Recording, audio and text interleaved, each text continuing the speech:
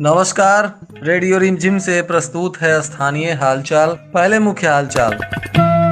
रक्तदान शिविर का डीएम ने किया उद्घाटन और कुचायकोट में किया पंचायत का औचक निरीक्षण। राजस्व एवं भूमि सुधार विभाग के कई अधिकारियों का हुआ तबादला।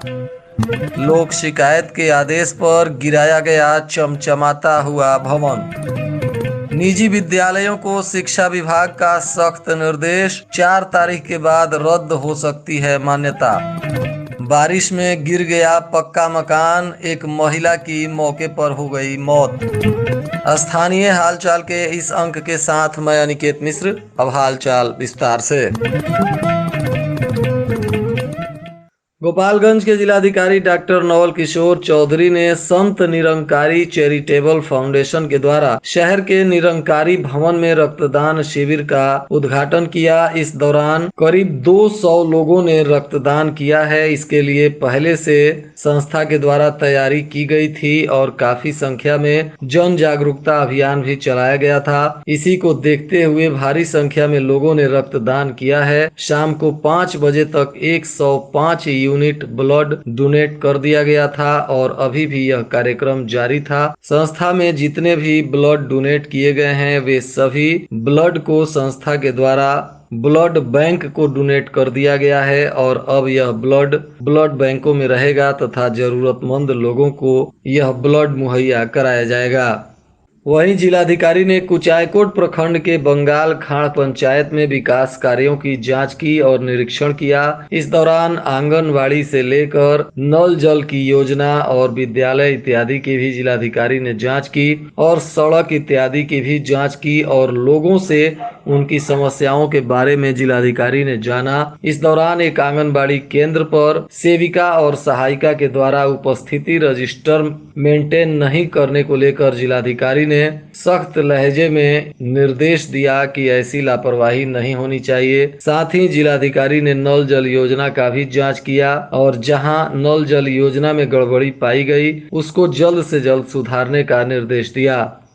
बिहार सरकार ने राजस्व एवं भूमि सुधार विभाग में बड़े पैमाने पर अधिकारियों का तबादला किया है। इसी कड़ी में हथुआ के डीसीएलआर अंजय कुमार का भी तबादला कर दिया गया है और वे अब सहरसा के नए डीसीएलआर बनाए गए हैं। तो वहीं दरभंगा सदर के डीसीएलआर राहुल हसन खां को हथुआ का नया डीसीएलआर बनाया गया है। इसके साथ ही परिवहन पदाधिकारी प्रमोद कुमार का भी तबादला कर दिया गया है और इनके जगह पर मनोज कुमार रजक को नया परिवहन पदाधिकारी बनाया गया है। यह बक्सर में तैनात थे और वहां से अब गोपालगंज में परिवहन पदाधिकारी के रूप में अपनी सेवाएं देंगे। वहीं भूअर्जन पदाधिकारी शम्स जावेद अंसारी का भी तबादला कर दिया गया है। इनके जगह पर संजीव कुमार सिंह गोपालगंज के नए भूअर्जन पदाधिकारी बनाए गए हैं। यह पूर्व में सीवान में तैनात थे।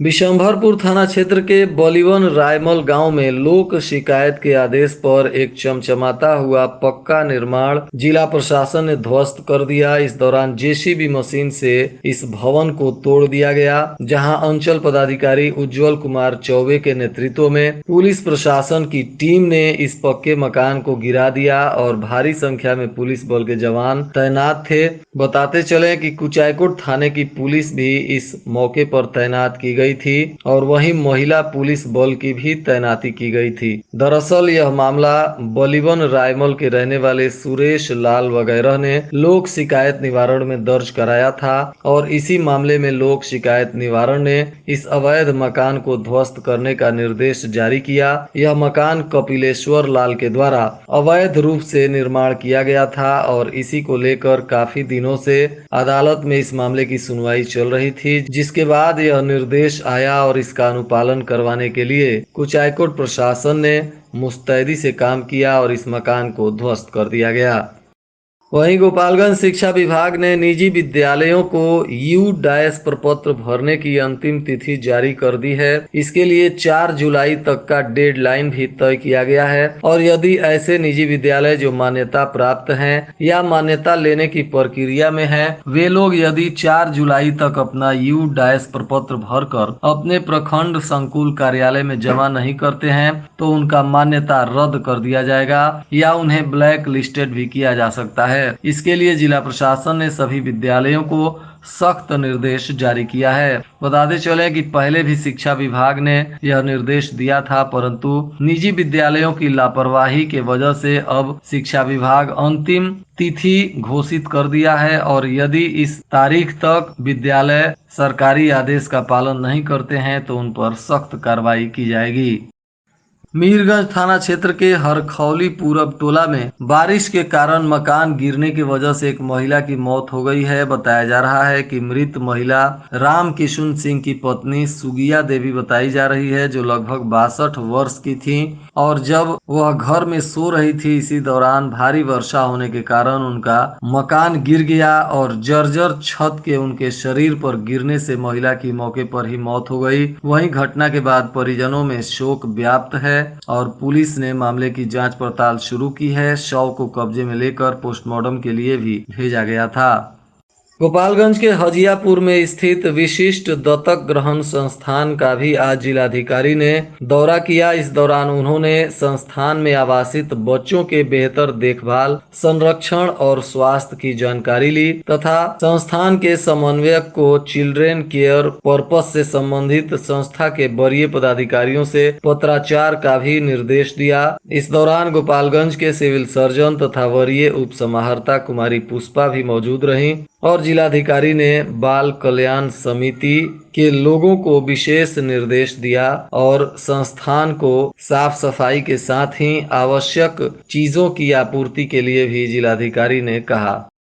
बारिश शुरू होते ही जिले के कई शहरों और बाजारों की स्थिति काफी नारकीय देखने को मिल रही है। सभी प्रखंडों में कुछ न कुछ शहर और बाजार ऐसे हैं जो बारिश के वजह से जलजमाव और कीचड़ से काफी नारकीय स्थिति में पहुंच गए हैं और लोगों को भारी समस्याओं का सामना करना पड़ रहा है। इसी कड़ी में विजयीपुर के मुसहरी बाजार में भी मुख्य सड़क पर भारी कीचड़ जम गया है, जिसके वजह से लोगों को भारी परेशानियों का सामना करना पड़ रहा है।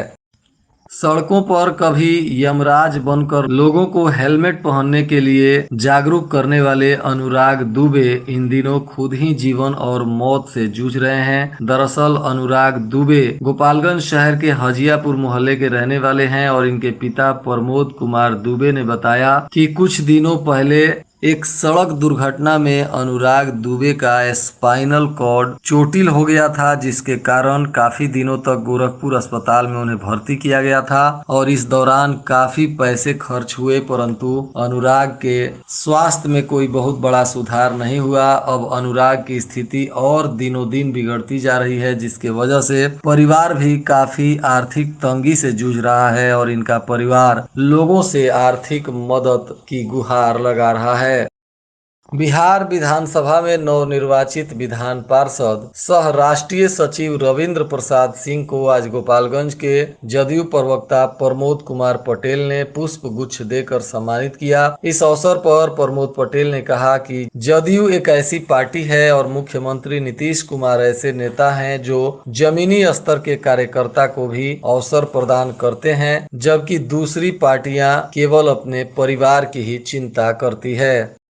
गोपालपुर पुलिस ने एक पिकअप का पीछा करते हुए 3 पशुओं को पकड़ा है, साथ ही पिकअप को भी जब्त किया गया है। हालांकि पशु तस्कर भागने में सफल रहा और उसकी गिरफ्तारी के लिए पुलिस अभियान चला रही है। प्राप्त जानकारी अनुसार सेमरा राजापुर पथ पर यह पिकअप पशुओं को लेकर जा रही थी, तभी पुलिस ने पीछा किया और पुलिस का पीछा करता हुआ देखकर सेमरा बाजार के पास पशु तस्कर पिकअप खड़ा कर भाग गया, जिसके बाद पुलिस ने पिकअप से 3 पशुओं को बरामद किया है और थाने लाई है। कटिया प्रखंड के जीए उच्च विद्यालय खुरहुरिया परिसर में गुरुवार को राष्ट्रीय वायुश्री एवं एडीपी योजना के तहत दिव्यांग जनों की जांच के लिए शिविर लगाया गया, जहां पंजीकरण एवं जांच के लिए काफी संख्या में दिव्यांग जन पहुंचे। शिविर में 100 दिव्यांग जनों का प्रमाण पत्र के लिए जांच भी किया गया। साथ ही रजिस्ट्रेशन के बाद 60 दिव्यांग जनों को सहायता उपकरण के लिए चिन्हित किया गया है। पंचदेवरी प्रखंड में कार्यरत इंदिरा आवास पर्यवेक्षक फिरोज राजा सड़क दुर्घटना में जख्मी हो गए। बताया जा रहा है कि वह गुरुवार को गोपालगंज डीआरडीओ कार्यालय से कुछ कार्य समाप्त कर अपने घर वापस लौट रहे थे। इसी दौरान कुचायकोट थाने के सासा मूसा के करीब उनकी मोटरसाइकिल के सामने बकरी आ गई, जिससे वह दुर्घटना में बुरी तरह से घायल हो गए। जिसके बाद स्थानीय लोगों के सहयोग से उनको सदर अस्पताल में भर्ती कराया गया है, जहां उनका इलाज चल रहा है। वहीं भोरे थाना क्षेत्र के कांवे गांव में आपसी विवाद को लेकर महिला को मारपीट कर जख्मी कर दिया गया है, जिसके बाद इस महिला का इलाज स्थानीय सरकारी अस्पताल में चल रहा है। प्राप्त जानकारी अनुसार घायल महिला विद्या भगत की पत्नी गायत्री देवी बताई जा रही है। पुलिस गायत्री के बयान पर मामले की जांच पड़ताल में जुट गई है।